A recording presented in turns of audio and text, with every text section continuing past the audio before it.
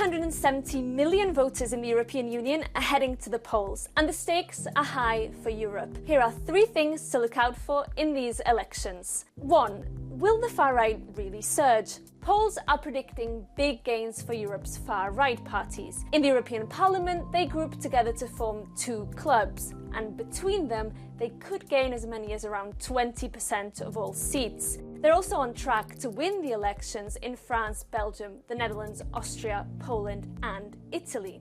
But they're deeply divided on key issues like support for Ukraine. If they do manage to find more common ground between them, that could give them more influence than ever here in Brussels. 2.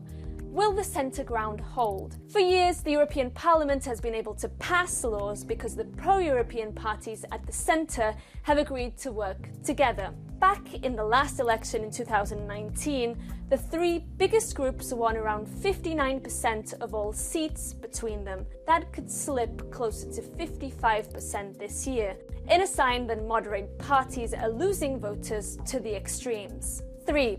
What happens the day after? These elections should influence who becomes the next president of the European Commission. Ursula von der Leyen is currently tipped to secure a 2nd term because her party is leading in the polls. But she will need the support of an absolute majority of all new MEPs to secure that job. That will be difficult if her traditional allies turn their backs on her because she's been cozying up to far-right figures like Italy's Giorgia Meloni.